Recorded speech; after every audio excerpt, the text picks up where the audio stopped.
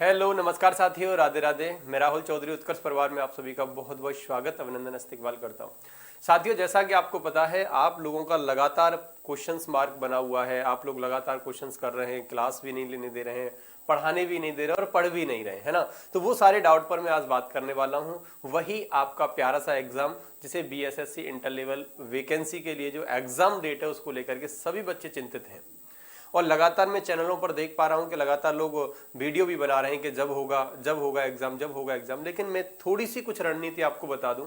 Exam के approach को समझने की कोशिश अगर हम लोग करेंगे तो आज हम इन दो तीन बातों को बात करने वाले हैं मेरे भाइयों।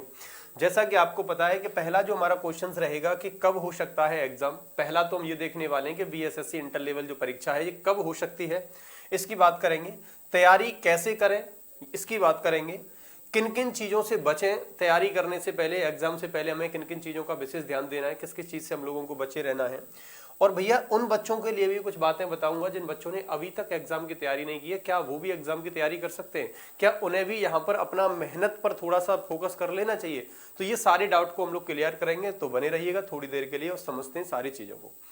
अच्छा साथियों, सबसे बड़ी बात आती है कि जब हम कब एग्जाम की तैयारी करें, इसको मैं अभी बताने वाला हूं कि एग्जाम डेट आपकी कब आएगी और कब एग्जाम आपका हो सकता है, बिल्कुल बताएंगे। लेकिन उससे पहले हमारा ये क्वेश्चन ये है कि तैयारी कैसे करें। तो मेरे भाई, तैयारी कैसे करें इसको जानने के लिए पहले आपको अपना स्टेटस जान लेना बहुत ज्यादा जरूरी है। स्टेटस इन द सेंस मतलब आप कितने पानी में हैं। कितने पानी में, इसका मतलब क्या है? इसका मतलब यह है मेरे भाई कि आप लोग क्या कर रहे हैं, कितना आपने अब तक पढ़ लिया है। अच्छा, मैं आपसे ये कह दूं मेरे भाई कि अभी 10 दिन बाद आपका एग्जाम है। क्या आप पेपर देने के लिए सक्षम हैं? क्या आपकी तैयारी उस लेवल की हो चुकी है कि आप पेपर दे पाएंगे? तो सबसे पहले आप अपने आप का आकलन करें, है ना। आकलन का मतलब है कि आप डेली प्रैक्टिस सेट लगाएं और उसमें देखें कि आप कितना अच्छा स्कोर कर पा रहे हैं। तब तो आप इसके लिए अफरा तफरी मचाएं, अदरवाइज आप अफरा तफरी ना मचाएं, लगातार मेहनत को करते रहें। Exam date doesn't matter, exam date कब आएगी ये मैटर नहीं करता। मैटर ये करता है कि हमने जो पढ़ा है क्या वो हमारी पढ़ाई उस लेवल की हो चुकी है जिस लेवल का हमारा एग्जाम आने वाला है, क्या हम उसे क्रैक कर सकते हैं। तो ये चीज आपका जान लेना बहुत जरूरी है और इसके लिए आप लगातार सेशनों में जुड़ें, लगातार आप प्रैक्टिस सेट करें, क्वेश्चंस को लगाएं और आप देखें और अपना खुद का आकलन खुद से करें कि आपकी जो नॉलेज है वो कितनी अच्छी हो चुकी है। क्या आप उस लेवल पर पहुंच चुके हैं कि आप उस भीड़ में शामिल हो चुके हैं। जैसे मान लो कि अगर मान लो कि काफी अच्छी मतलब वैकेंसी है ये और इसमें बच्चे भीड़ में शामिल हैं, क्या आप इनसे आगे निकल सकते हैं? उसके लिए आपको पहले अपना स्टेटस चेक करना होगा मेरे भाई। तो आप अपना पहले स्टेटस चेक करिएगा क्या है। तो आप पहले अपना भैया स्टेटस चेक कर लीजिएगा, क्या आप कितनी नॉलेज है, आप कितने क्वेश्चंस को अटेम्प्ट कर पा रहे हैं। और इसको करने के लिए क्या है, आपको लगातार क्या करना है भाई, प्रैक्टिस सेट लगाने, लगातार यूट्यूब पर हमारी क्लासेस चल रही हैं उनको ज्वाइन करना है, जिसमें आपको पता चलेगा कि हम कितने क्वेश्चंस को अटेम्प्ट कर पा रहे हैं।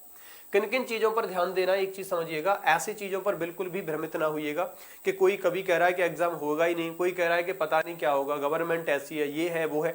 किसी भी चीज़ पर ध्यान नहीं दीजिएगा। आपको नहीं भटकना है कि नहीं भाई बीएसएससी का एग्जाम नहीं आ रहा, हमें तो कोई दूसरे एग्जाम की तैयारी कर लेनी चाहिए। मेरे भाई, पूरी मेहनत पे पानी फिर जाता है। आप दोनों हाथों में लड्डू लेकर के नहीं रह सकते कि बीएसएससी का आएगा। जब आप एक चीज के पीछे पड़ गए हो ना, जब आपने क्या किया, सोच ही लिया है कि मेरे भाई इस मझधार में आना है, जब आपने सोच ही लिया है मेरे भैया, तो फिर इसको प्रॉपरली ढंग से तैयारी करते रहिए ना।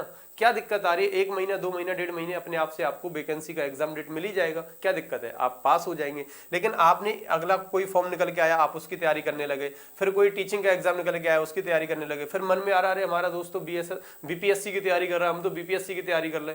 भाई, ऐसे करके आप कुछ भी अचीव नहीं कर सकते। हो सकता है मेरी बात आपको बुरी लग जाए, लेकिन मेरे भैया आप खुद का आकलन करिएगा, खुद की नॉलेज को चेक करिएगा कि हमारी नॉलेज कहाँ तक है, क्या हम इस एग्जाम को दे सकते हैं।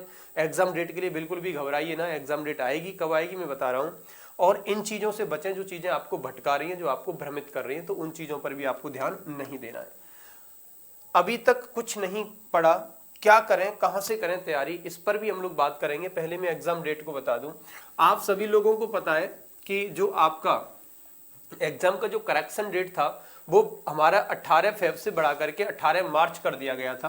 और 18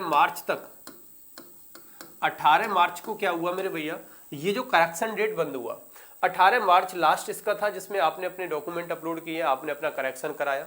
तो ये हमारी क्या है भाई, गवर्नमेंट ने इसको बढ़ा दिया था। अब मेरे भाई 18 मार्च को तो आपका करेक्शन डेट ही खत्म हुआ है। 18 मार्च के बाद अगर मैं बात करूं, 18 अप्रैल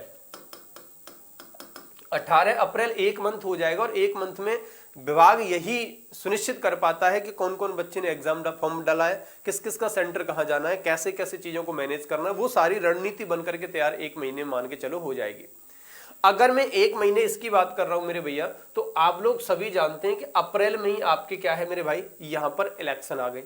अब इलेक्शन जब आपके आ रहे हैं यहां पर, तो इलेक्शन में अगर हम लोग देख लें तो मई वाला मंथ जो है हमारा इसमें भी कंप्लीट हो जाएगा।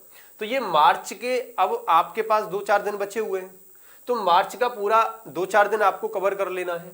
उसके बाद मेरे भैया अप्रैल का पूरा मंथ बचा हुआ है, जो कि अप्रैल में आपका एग्जाम नहीं होने वाला है।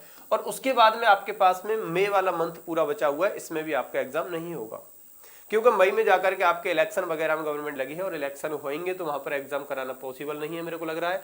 तो मई तक जाकर के आपको ये सारे रिजल्ट आपको देखने के लिए मिल जाएंगे। मई के बाद अगर हम लोग बात कर रहे हैं किसकी मेरे भैया, जून की और जुलाई की, तो इसके बाद में आपको आएगा भैया मेरे जून और आएगा मेरे भाई जुलाई। तो जो एक्सपेक्टेड किया जा सकता है, जो अभी हम विचार कर सकते हैं, वो या तो जून के लास्ट वीक में या जुलाई के फर्स्ट वीक में। तो भैया जून के लास्ट वीक से लेकर जुलाई के मंथ में आपके एग्जाम की एक्सपेक्टेड डेट में बता रहा हूं। मेरे को भाई पता नहीं है, मैं गवर्नमेंट में नहीं बैठा हूं, मैं केवल आपके जैसा ही हूं, और केवल मैं आपको आप आकलन लगा करके चीजों को विधिवत तरीके से सोच करके, देख करके, चीजों को पढ़ करके ही मैं आपको इतनी चीजें समझा रहा हूं कि आपके लिए समय कितना है भाई। 5-6 दिन आपके बचे मार्च में, पूरा का पूरा महीना अप्रैल का बचा है, और मंथ का हमारा मई का महीना पूरा बचा हुआ है, और जून में जाकर के लगभग 15 से 20 तारीख तक तो जून का मंथ भी आपके पास है। तो ये दोनों मंथ तो आपके पास पूरे हैं, और बाकी का एक ये, मतलब कुल मिलाकर के हमारे पास 3 महीने अभी कंप्लीटली हैं। हम तैयारी में लग सकते हैं और तैयारी को उस हद तक पहुंचा सकते हैं, उस चरम तक पहुंचा सकते हैं मेरे भैया, जहां तक हम लोग कहां यहां से एकदम लो लेवल से लेकर के हम उच्च लेवल पर पहुंच जाएं, उस शिखर पर पहुंच जाएं जो हमने ठान लिया है। तो मेरे भाई अभी आपके पास में 3 मंथ का समय पूरा का पूरा है, बिल्कुल भी घबराना नहीं है आपको। 3 महीने का समय आपके पास है, और 3 महीने के अंदर अंदर आपकी परीक्षा होगी, जो कि जून और जुलाई के मंथ में देखने के लिए मिलेगी। ये एक्सपेक्टेड डेट है, 95% यहां से ही डेट कोई ना कोई चुन ली जाएगी, इतना आप लोग सटीकता से समझने की कोशिश करिएगा। अब मैं बात कर रहा हूं मेरे भाई किसकी, जो बच्चों ने अभी तक कुछ नहीं पढ़ा है। तो मेरे भाई 3 महीने एक बहुत लंबा समय होता है। अगर पर डे आप अपने आप को 6 से 8 घंटे दे रहे हैं, तो 3 महीने में आप अगर आज भी तैयारी को शुरू कर ले रहे हैं ना, तो आज भी तैयारी को शुरू करके आप अगले 3 महीने तक जा सकते हैं। और अगले 3 महीने तक लगातार 6 घंटे अगर आप पढ़ रहे हैं, 7 घंटे अगर आप पढ़ रहे हैं, तो आप उस भीड़ में शामिल हो जाएंगे जिस भीड़ में बच्चे आज भी आपसे 6 महीने पहले तैयारी को कर चुके हैं। डिमोटिवेशन आपको बिल्कुल नहीं करना है अपने आप को भाई। डिमोटिवेट कर देंगे, चीजों से भटकना स्टार्ट कर देंगे, तो आपका मझधार जो है वो बीच मझधार में आपकी नैया रह जाएगी। याद रखना है आपको, डेट आपकी जुलाई और जून वाले मंथ में देखने के लिए मिल सकती है।